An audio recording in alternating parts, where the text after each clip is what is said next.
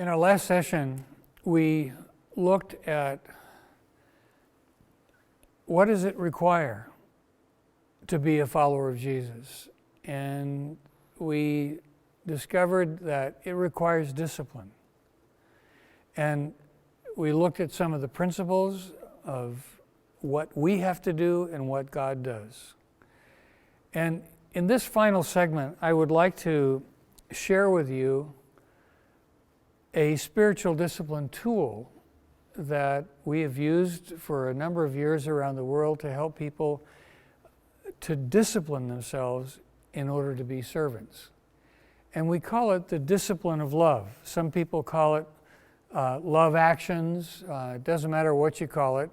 And this is not the only way, but it's one way that we've found is effective. Actually, it's impacted a huge church in Africa, and the whole congregation of thousands of people practices this on a regular basis.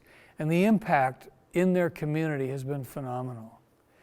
And it's basically learning to be a servant. Not only where we work, but in our communities, the places where we live. It's a very simple tool.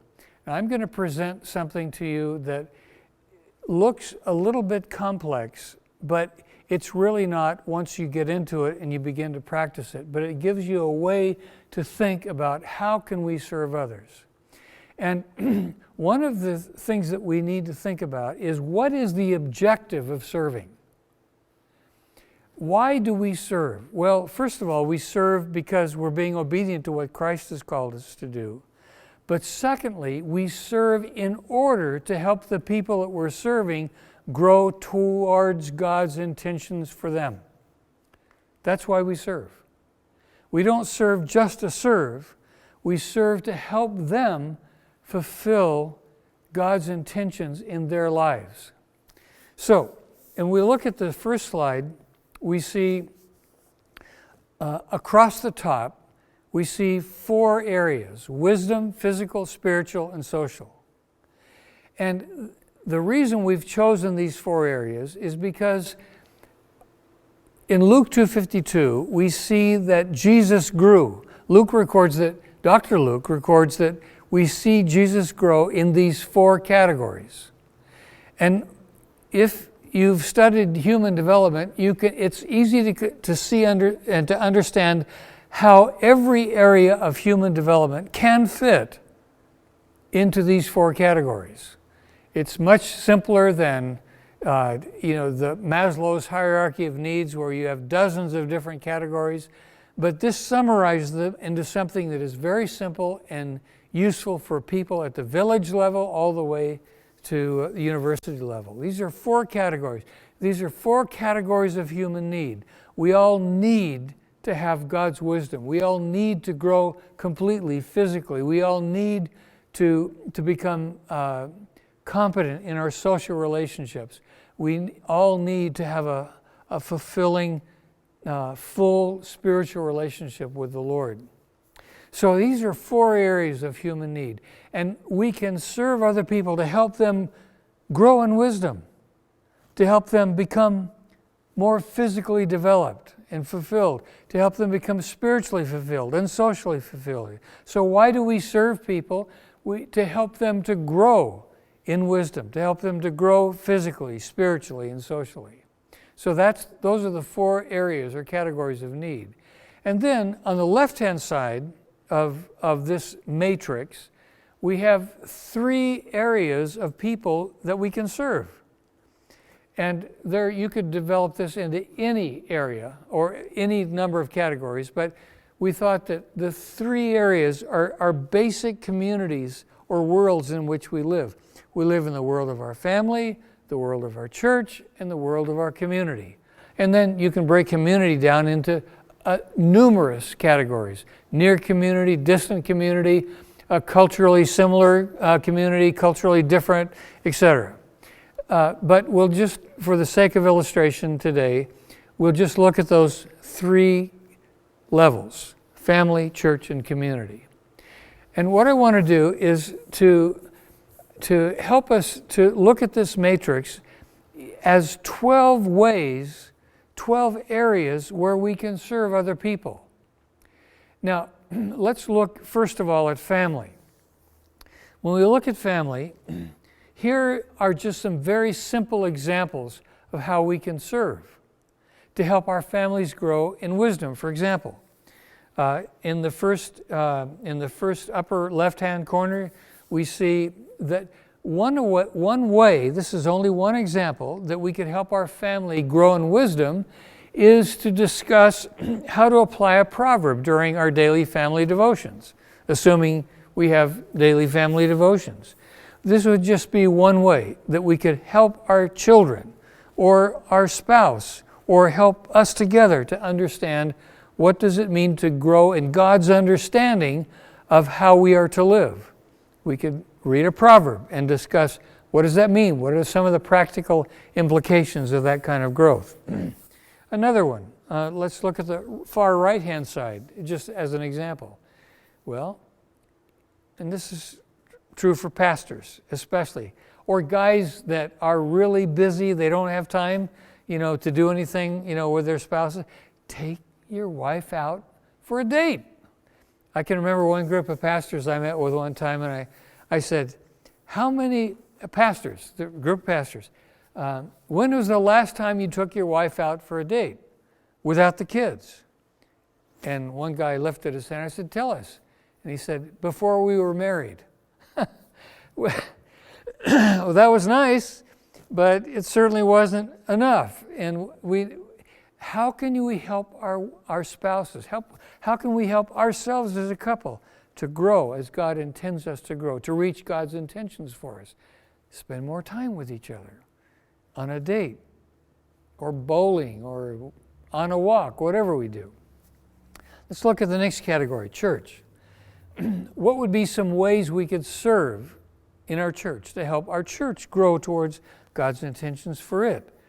On the left-hand side, we see an example, help youth ministry to learn better ways to serve. You got kids in your, help the kids learn how to serve. And as they learn how to serve, they're growing in wisdom. This is how God wants us to live. And that's one example. Again, on the right-hand side, how can we help our church grow socially? Well, in most churches, there are single parents with kids. They need to be socialized. And one of the things that we could do is to invite those kids from a single parent family into our home to share a meal, to go camping, to go on a bowling or a game, a sports game, to watch it together, to do something socially with those kids. So that's just an example of one way we could socially serve our church and to help our church grow towards God's intentions. Let's look at the third category, community. Look at the under physical. Here's an example. We could pick up trash in our own community or in the neighborhood where we work. I've been doing this for years.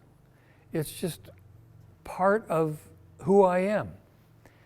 I walk down the street, I see trash, I pick it up, and I put it in the nearest receptacle I come to. My grandsons, they know that. When they go for a walk with Grandpa, we pick up trash. And you don't even have to tell them about it because it's just what they do. We have an office and a parking lot that's 2 blocks from each other. And so I park in the parking lot, and it's in the downtown area where there are a lot of homeless people who just seem to enjoy throwing trash out of their shopping carts, as they eat, and unless it's picked up, it really becomes an eyesore. Well, why would I do that in my community? Well, one thing is, I think it reflects God's image. God loves a clean community, and sometimes when I do this, I just sing, "This is my Father's world," and it is our Father's world. And so we as we walk, we pick up the trash. Well, actually, every day when I leave the house, I pick up one of these grocery sacks. And I scrunch it up, put it in my back pocket, and when I get out of my truck and I walk the 2 blocks to my office, I take out the bag, and often I can't pick up all the trash that's on the way, but I can at least fill the bag. And when I get to the office, fortunately there's a city receptacle right across the street from us, and I just go over there and I put it in. Why do I do that? People look at me funny sometimes. Actually, one time this week, there was a lady walking to the university, which is downtown, and she as she walked past me, as I was picking up trash, she turned to me and she said, "Thank you." Well, she doesn't know whether I'm a Christian or not, but the homeless guy that sits across from our office with his shopping cart, he does know. And his name is King. That's his nickname. I don't know what his real name is, but we talk, and he knows what I do, and he sees that there's a follower of Jesus who cares about his community. Actually, that's what one homeless guy said to me as he walked by me one day. This was a couple of years ago. He said, "Now there's a man that cares about his community." We all ought to be known for the fact that we care about our community. So that's what the discipline of love is. It's thinking of different ways that we can help other people grow towards God's intentions for them. In our family, in our church, in our community. And that needs to be a lifestyle, not just something that we do because it's an assignment for a project, but because I want you to get accustomed to what this, and to get a taste of what this might mean. I'm going to give an assignment to all of us. And that assignment is to look at that matrix of 12 areas. And I want you to choose one of those. What is one of those where in the next 24 hours you can serve somebody? In your family, in one of the 4 areas, in your church, in one of the 4 areas, or in your community, in one of the 4 areas. I want you to think about that. And then I want you, after we close, I want you to not only write down what you think you can do in the next 24 hours, this is your assignment, then I want you to share it with one other person, and then I want you to pray for each other, that God will help you to actually do what you have committed to do. But after you do it, this is what I want you to do. On the slide, you're going to see a copy of a sample journal. And in the journal, it gives you an opportunity to identify which of those areas of the matrix. In this particular example, the area is family wisdom. And this is just an example. It gives the date, July 5th. It says, okay, the category and level is I'm going to do this in my family. I'm doing it in the area of wisdom. Well, and this is what was done. The need was that we need to have family devotions on a regular basis. And I haven't been doing that as a father. So what am I going to do? I'm going to read a psalm, for example, Psalm 119, verse 100, and I'm going to discuss it at a meal with my kids. As I do that, I'm helping my family grow in the area of wisdom. And then I ask the question, what did God teach me as I was reflecting His image of a servant as I'm serving my family? And then what I want you to do is I want you to write the journal, and I want you to send it by email to the other members of your cohort that you're studying with here. God bless you as you learn the discipline of love.